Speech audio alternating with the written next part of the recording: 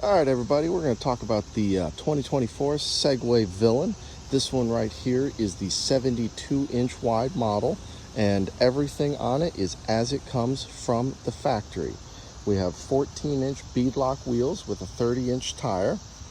We have 16 inches of wheel travel here on these front shocks with a winch as well, LED headlights, and we'll talk a little bit more about the shock setup there and that block in just a minute.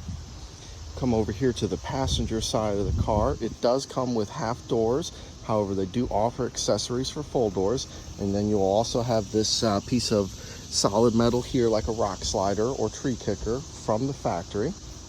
On the passenger side you have the fuel fill as well as the CVT clutch cover. On these rear shocks you'll have 18 inches of wheel travel, giving you a total of 14.5 inches of ground clearance.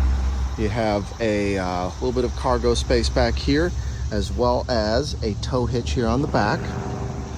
Okay, so now that we're inside the Villain here, this door opens and closes with the lever here on the inside, and that is only on the inside, so nothing from the outside can potentially open your door and have it get yanked off on a trail or anything like that. But so now let's talk about the front setup here with the shocks and then that block. Why I want to talk about that is right here, holding it exactly at my eye level. You can see the block right there. This is one of the best sight lines in any sport UTV, period. And that's owed to the non-traditional setup here. They're using remote reservoirs on the front shock, which that's what this is here, so you can make adjustments as you desire. But that allows the whole dash setup here to be lowered and have a steeper slope, which allows you to have a much closer point of visibility.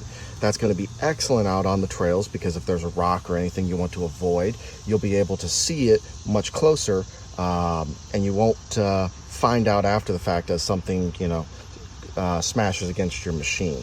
But so when we go to the inside here, fairly standard steering wheel, has a little bit of D-shaping to it. That makes it a little bit easier to handle. On this left-hand side here, you have the four-wheel drive as well as the headlight controls. The differential setup here is a locking diff, so you'll have to manually lock it and send power to the front. But once it is locked in, you will have power going to all four wheels, a true four-wheel drive setup.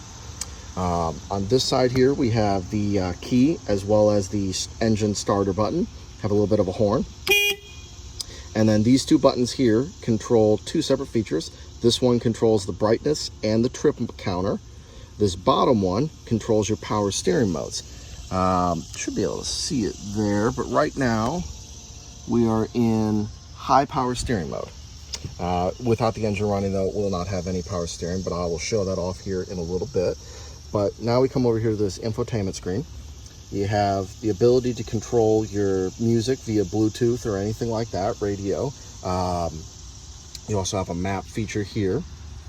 And then you have my favorite feature, which is this little kind of information screen here with a gyroscope as well as the graphing here for different data. So you can look at the motor power, how much of the motor you're getting out at any given time, the speed you're traveling, how quickly you're accelerating, and the torque output of the motor. Now you can see that's from me driving it over to here to get it in a position to do this display, as well as the gyroscope. That'll tell you the attitude of the side-by-side, how much it's leaning, and things of that nature.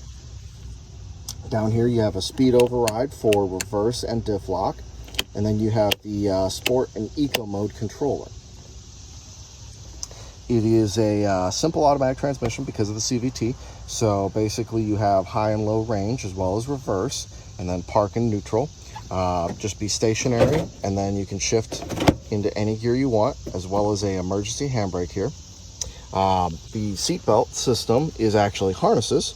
On the passenger side, they're a fixed harness, but on the driver's side, it is a ratcheting harness. And these are 4-point setup with a seatbelt style kind of click in, so nice and simple to use, nothing too complicated there. The seat does adjust forward or back with this lever, so it does have a great deal of adjustment there for ergonomics. Okay, now that I have the engine running, I can show you the different power steering modes. This is in high power steering. doing the full turn while stationary with one hand. That is in the high mode, but you can turn it down to the low mode and you'll get significantly more feedback from the wheel. So what that lets you do is kind of tune for, if you're calling in rocks or anything and you want a little bit more of a forgiving steering wheel that doesn't put as much feedback into your arms or anything, you can put it in high. If you're looking for more of a sporty driving experience out in some trails or anything like that, you can turn it down to low and get a whole lot more feeling out of the wheel.